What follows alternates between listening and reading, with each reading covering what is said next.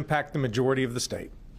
In some parts of North Carolina, kids might experience their first real snow, and I can remember when my kids would look forward to the snow days. They'd watch TV and wait to see Wake County schools scroll at the bottom of the screen, and then we would go sledding over at Dorothea Dix Park. And I hope that some parents who are watching this can make special memories of their own with their kids. But winter storms are not just fun and games. For much of the state, folks will see ice instead of snow. And whether you find yourself facing ice or snow, we've all got to be prepared for whatever impacts may come. Yesterday, I declared a state of emergency across North Carolina to get ready for the storm. We've activated the State Emergency Response Team, which is a cross-agency group that includes the Department of Transportation, the Department of Public Safety, the North Carolina National Guard, the State Highway Patrol, and our state's utilities. Soon you're going to hear from North Carolina Emergency Management Director Will Ray about the winter storm and our emergency response operations, and then from Secretary Daniel Johnson about NCDOT's work to keep our roads as safe as possible. As Director Ray will outline, this winter storm will likely impact the majority of the state. At this time, our greatest concerns are potential power outages and road safety over the coming days. Ice accumulation may lead to power outages, and we recommend everyone keep their devices charged, have a flashlight and battery-operated radio on hand, and think about what you may need to stay warm and fed if you lose power. Precipitation and freezing temperatures may also make a mess of our roads, even with the 300,000 gallons of brine that NCDOT has already put down. Thawing and refreezing leads to black ice, so everyone needs to be careful on the roads for not only during the storm, but for a few days after the storm hits. Please avoid driving unless it is necessary to travel. This will keep you safe and the roads clear for first responders and anyone else who must be on the road. Some communities may open warming stations for those who need a safe refuge from the cold temperatures. You can find information on resources in your community by visiting your local government and emergency management agency's website and social media accounts. This morning, in addition to Director Ray and Secretary of Transportation Johnson, I'm also joined by Secretary of Public Safety Jeff Smythe, Major General Todd Hunt of the North Carolina National Guard, and the Commander of the State Highway Patrol, Colonel Freddie Johnson. Jackie Mativier and Mary Lee Bahar are our Spanish language interpreters, and our American Sign Language interpreters are Stephen Holland and Abby Quick. As we stand here now, emergency management officials, Department of Transportation crews, State Highway Patrol troopers, and the National Guard are hard at work preparing for the winter weather, brining the roads, pre-positioning resources, clearing abandoned cars from the shoulders of our highways, and working closely with local governments across the state to coordinate assistance quickly. High clearance vehicles are ready to support stranded drivers. The Forest Service is ready to remove downed trees from roads. Aviation assets, planes, helicopters are ready if needed. During winter weather, just like in any severe weather situation in our state, our #1 priority is to keep people safe. So we recommend that you take the following actions to navigate this winter weather event. First of all, stay informed. Make sure you're following your local media, the National Weather Service, and your local emergency management agency. Second, get prepared. Think about what you would need during and after a major storm. Things like enough water, non-perishable food, medication, and supplies for 3 to 5 days for each person and pet in your household. Also, a flashlight, fresh batteries, a way to keep your phone charged, blankets, and winter clothing. Visit readync.gov for more detailed information about how you can best prepare. Next, make a plan. How will you safely heat your home if the power goes out? How will you cook safely if the power is out? And what will you eat if cooking is not an option? Where will you go if you cannot stay at home? Finally, let me repeat this. Starting Saturday, please do everything you can to stay off the roads. Unless you're a first responder or essential personnel, please don't drive unless you have to drive. Fortunately, we have 2 days to make sure that we have everything we need to ride out the storm. Don't wait until it's too late. And if as you're getting ready, don't forget to check on your loved ones and neighbors and anyone who might be especially vulnerable, including the elderly. None of us can control what this storm will ultimately look like, but each of us can get prepared. Be ready to stay home for a few days, potentially without power, and know that we are taking this storm seriously, and we will do everything we can to keep you safe. Thank you. I'll now invite forward and turn it over to Director Ray. Thank you, Governor, and good morning, everyone. I want to begin this morning with the forecast as we have it currently, and then provide an overview of our operational posture. As the Governor said, while there are still 2 days before this winter storm impacts North Carolina, confidence in the forecast continues to increase that this will be a significant event covering most of the state. Winter storm watches have been issued for most of the state, with impacts from this storm expected to last into early next week. The most impactful precipitation remains over the weekend, where a wintry mix is forecast across much of the state. Light precipitation is forecast to begin early on Saturday, spreading from west to east. The primary precipitation types include some snow, sleet, and accumulating freezing rain, with the best chances of any accumulating snow being in our northern counties. Our partners at the Weather Prediction Center have placed a probability of 60 to 90% for much of the state to experience moderate impacts. These impacts include hazardous driving conditions, especially on bridges and overpasses, damage to tree limbs from ice accumulation, and power outages that have the potential to be long-lasting. Portions of the state may experience major impacts, especially in the southwestern North Carolina, which can include considerable disruptions to daily life, with dangerous and often impassable driving conditions, as well as widespread power outages and damage to trees. As a reminder, ice accumulations of around a ½ inch of ice or more can cause an increase in downed trees or impact power lines and lead to an increase in power outages, as well as to hazardous travel conditions. Bitterly cold temperatures will move into much of the state Saturday and will last into Tuesday at this time. There are several important reminders if you lose power during this storm. Please ensure that generators are operated outside and away from open windows or doors to prevent carbon monoxide poisoning. Never burn charcoal indoors or use a gas grill indoors. Properly vent kerosene heaters and make sure that all heaters have space around them to reduce fire risk. Use battery-powered sources of light instead of candles to, again, reduce fire risk. And make sure that you have plenty of warm blankets and clothing available. Based on the current forecast, hazardous travel conditions are expected Saturday and Sunday and may remain for several days due to the lingering low temperatures. As the Governor stressed, we would ask all North Carolinians to finalize preparations by Friday night and plan to stay off the roads this weekend.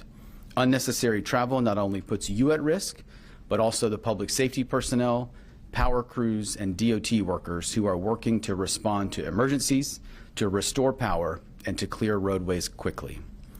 If you must drive in winter conditions, our partners with the State Highway Patrol advise reducing speed significantly, increasing the following distance between you and other vehicles, and clearing all snow and ice from your vehicle before traveling. Given the forecast, let's make their work easier by staying off the roads unless absolutely necessary. The State Emergency Response Team has been activated here at the State Emergency Operations Center, as well as at our regional coordination centers in Kinston, Burlington, and Hickory. Key partners such as the Department of Transportation, the North Carolina National Guard, and the State Highway Patrol, as well as the Department of Health and Human Services, are working to address any resources or support that is requested by our local communities.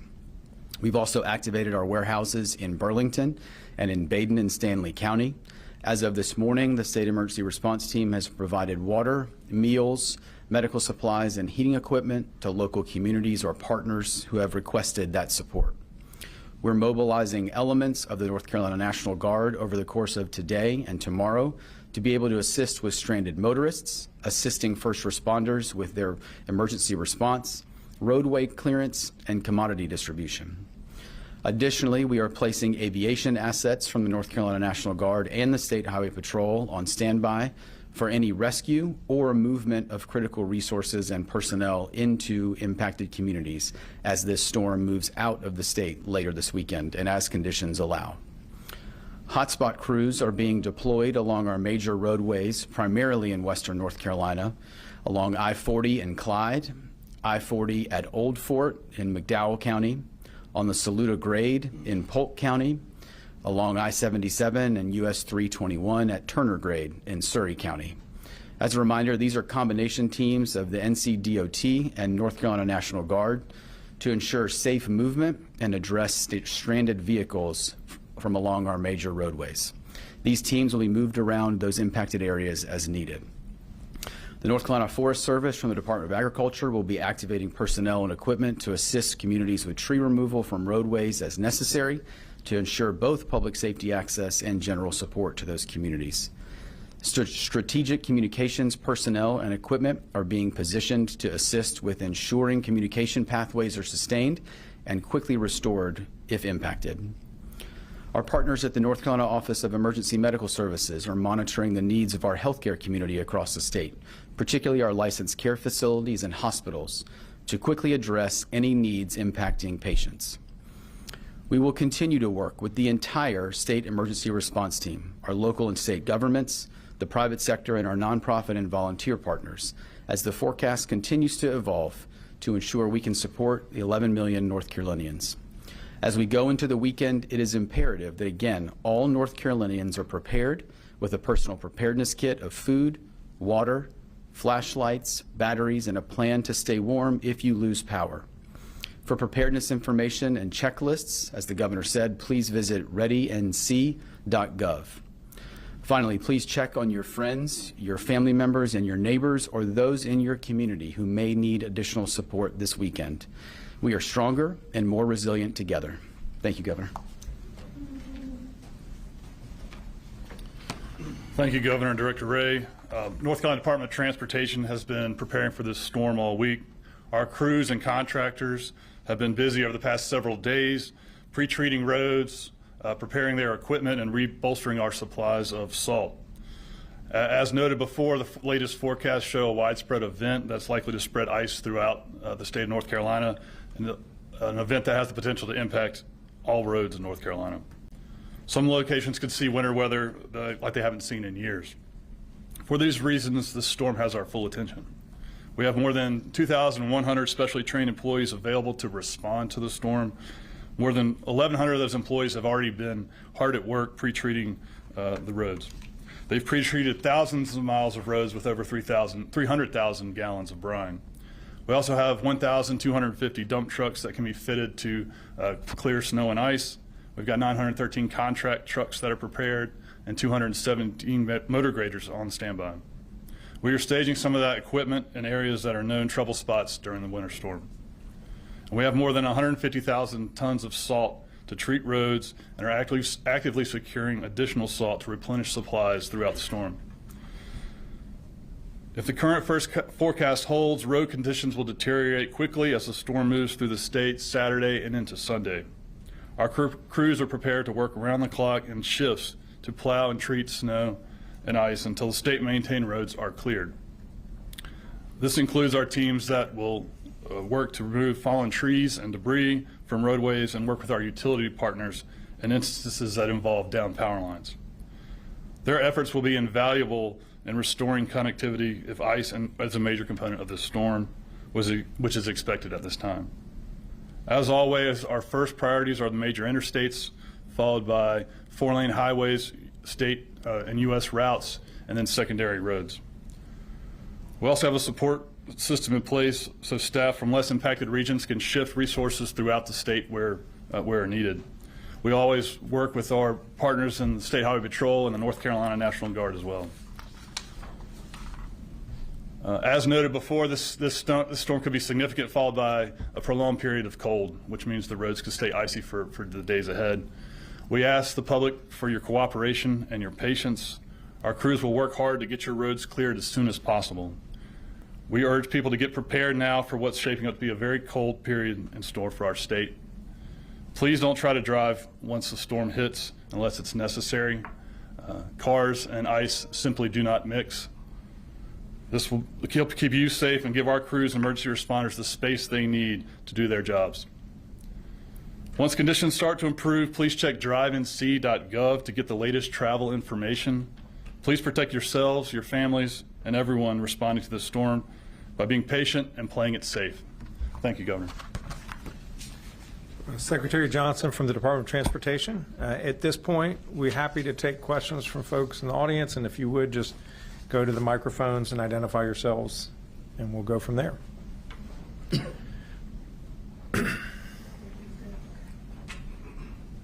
Hi there.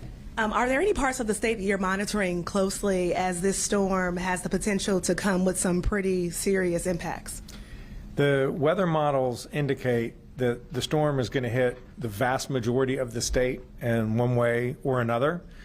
The greatest likelihood of a lot of snow is in the far southwest, Transylvania County area. And really, it's only the far east where there may not be freezing rain or sleet or snow, but pretty much all of the rest of us need to be on alert.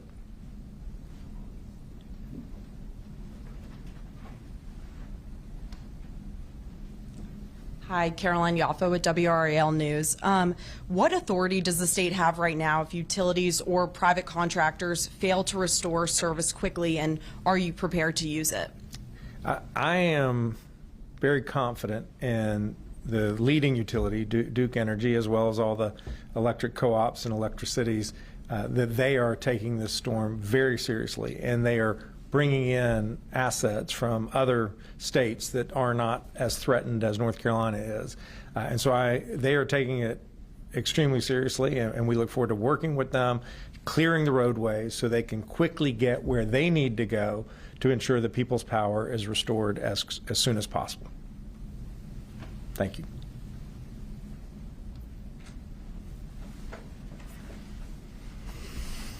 Hey, Adam Ladd from WNC. What are the latest projections from Duke Energy as far as the number of people who could lose power in this storm that you've seen? I think at this point, it's just entirely premature for them to be able to know how many people will lose power. It really all depends on how much ice accumulates. The more ice there is, the more trees that will fall. If there's incredible amounts of ice, it can actually impact the lines themselves. The vast majority of people will lose power, not because the lines fail, but because trees fall on those lines. So we don't know how extensive it will be. We anticipate that there will be people who lose power over the weekend. Duke Energy is also anticipating that, and that is why they are bringing in crews from across the country so that they can be prepared to respond as quickly as possible. These temperatures are going to be very low in the days that follow, and we don't want anyone to be without power for any minute longer than is absolutely necessary. And I know that Duke Energy feels exactly the same way. And then Director Ray mentioned the communications infrastructure. I'm wondering if you can sort of walk me through maybe what some of the lessons we learned from Helene and the prolonged outages there, or how those are kind of being used now during this event to keep things up. Director Ray? Thanks, sir. Thank you for the question. I think whether it's Helene or some of the events that we've dealt with in the past, I think the continued focus on making sure that state partners, state agencies, response partners, as well as our local communities have multiple layers of redundant communications. And so a number of the response assets that we push out from a variety of the agencies that you see here on the stage now come with some redundant comms equipment that now goes out with them as a result of some of the lessons learned we've had from both Helene as well as some recent events. Those are steps that many of our local governments and major public safety agencies have also taken. We have refined some of the available communications assets that we have here available at a state level. We've moved some of those into primarily a central part of the state based on some potential needs and where we could see maybe potential impacts and need that support. So I think what you're seeing certainly after Helene, but again, really after every event, is a continued prioritization and focus on making sure that we've got the right communications assets out there to be able to support public safety as well as access to public safety. And again, I think our partners at the State Highway Patrol have done an incredible job maintaining the Viper system. And again, I think are focused on making sure that that system continues to be strong and resilient and available for those that need it. Just real quick, when you say communications assets, are you talking like Starlinks, mobile towers? Like what are we talking about? All of the above. I think whether it's mobile radios, whether it's a capability like Starlink, whether it's we have mobile towers, we have some other kind of packages that have been put together that have multiple capabilities on it to be able to help local governments or local public safety agencies or our state partners be able to access necessary networks. Just to follow up on that, General Hunt briefed us this morning about the work of the National Guard, and each of these pre-positioned groups have Starlink with them in addition to traditional forms of communication. We just want to make sure that we're able to talk to each other no matter what happens with the weather. I'm sorry, Dawn. Right, Dawn Vaughn with the News and Observer. You mentioned a couple different trouble spots. What exactly makes them trouble spots, and what does that look like as far as adding resources there in terms of equipment, personnel? You know, what's the extra going to do to help them? I'll have Secretary Johnson address that in detail, but basically it's when the places in North Carolina where the highways go up quickly, Old Fort, on heading up the escarpment in Surrey County and Polk County, but if you would, Will. Yes, thank you, Governor. Yes, that's right. I mean, basically anywhere there's a steep grade where traction and in icy conditions, vehicles are likely to lose traction and lose control more frequently. So we pre-position. We know this from over time and learning from history. Where those spots are going to take place, and so we've pre-positioned some equipment there and some of our resources as well to try to accelerate clearing those roads and getting them back to usable condition. So is it more trucks? Is it communicating with, tractor trailer trucks that are coming through North Carolina from other states as far as getting the message out about those areas? And is it just plowing the roads? What specifically are you doing? I think it's a combination of all those things. I think our ITS team is working hard to get communications out, and we'll continue to monitor the storm. As it's not completely predictable exactly where it will hit, but we can push those messages out both to the trucking community and the traveling public on where those hot spots are. Obviously, we're encouraging everyone in the commercial community and in just the general public that might be traveling to stay off the roads once this storm hits on Saturday. But we will be pushing out those communications to reiterate where those spots might be or where troubles may exist on those spots and other places across the state where we might not expect it. Actually, Colonel Johnson, I'll have you come forward if you would. Tell me because you have troopers in those locations too. What do your troopers experience sometimes in these hotspot locations? So thank you, Governor. And to add to that, so we have a very strong partnership with the Department of Transportation and our National Guard partners. They'll put heavy vehicles out there to help get these vehicles cleared out of the road if they get stuck, get them out of that area. But what we see is like he said, the vehicles, we have a high concentration of crashes in these areas due to the grade. And then to go further to answer your point, we also communicate, we have a very strong partnership with the North Carolina Trucking Association, and we've messaged with them where these hot spots are as well so they can alert all these companies. North Carolina is part of a mega transport region, so we have a lot of that traffic in North Carolina. So we partner with them, they notify their federal partners so everybody gets alerted of what's going on through this area. But we have troopers staged specifically with our Department of Transportation partners and these National Guard units that's going to be there helping us. To answer your question. Thank you, sir. Yes, sir. Hello, Mary Helen with Axios Raleigh. I have a couple questions about the roads too. Are you grateful this storm is arriving on a weekend so you don't have like the 9 to 5 commute to worry about?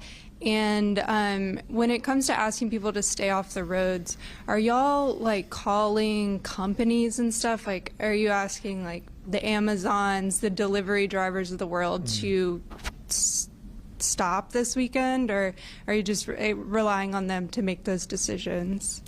Great question. There's no question that the fact that it looks like the storm is going to hit over the weekend, it's good because a lot fewer people travel during the weekends than they do during the weekdays. So that's to the good. It does raise risks on Monday, Tuesday, and Wednesday with the black ice that will be on the highways. the temperatures are going to get well below freezing every night, Saturday, Sunday, Monday, Tuesday. And that will lead to whatever slush that melted over the course of the previous day to turn into ice that night. And that's obviously incredibly problematic for traveling. We have not been calling the private delivery companies and generally leave it to their own good judgment. I don't know if Will or Dan, you want to offer anything on that? Okay, thank you. Governor, with the Glenn Wright with Progressive News, with the Walk for Peace transiting through North Carolina, have you given them any warnings or expressed concerns to them, or are you just leaving it to them to make their decisions? We are certainly aware of their coming, and we really regret, for their sake and the general public's sake. I know people were really excited to welcome them to Raleigh. So we're aware of them, we're in touch with them. At this point, we're not telling them what they should be doing. Again, sort of like with the delivery companies, we leave everyone to make their own judgment as to what makes the most sense for them. And I will ask my colleagues if they have anything else to add. Nope. Thank you. Thank you. Yes, sir. It's Ethan from North Carolina's Weather Authority. One of the main questions I'm getting is massive concern across the mountains about if power's lost. How is the state preparing to maintain water resources? Since there's been concerns of weakened infrastructure across Helene. It seems to be a very big concern. Yeah, the infrastructure concerns are not limited just to electricity, but electricity drives water distribution, wastewater systems. We're worried about telecommunication systems. This has the potential to be a massive disruption to people's lives. There's not that much we can do in advance to pre-position because we don't know where it's going to hit, other than what we're doing by going to these sort of known hotspots. But one reason why we have the aerial assets on call is so that if we learn about a specific community that has experienced some catastrophic damage to their water infrastructure, that we can get resources to that area as quickly as possible to get those resources back online. Anything else? Good. All right, at this point, we'll take questions from folks who are by phone. If you could, just identify your interest in making a question, and you will be called upon. And again, it would be helpful if you identified your name and your media outlet. Felicia Gomez. Thank you so much. Thank you so much. Hi, Governor. Thanks so much for taking our questions. Forgive me if this has already been answered, but the I-40 heading through the Pigeon River Gorge, heading into Tennessee, tends to be a major problem area in previous storms. Is there anything in particular that's happening there this time around? Will that road be open over the weekend? And anything else that people should know if they're heading that way? That was a topic. Thank you for your question, Felicia. That was a topic during our morning briefing. Colonel Johnson has been in close communication with the Tennessee Highway Patrol, and it's something we're keeping a close eye on at this point. The highway has not been closed at this moment, but we will keep an eye on it. Next question. All right. Thank you all so much for being here.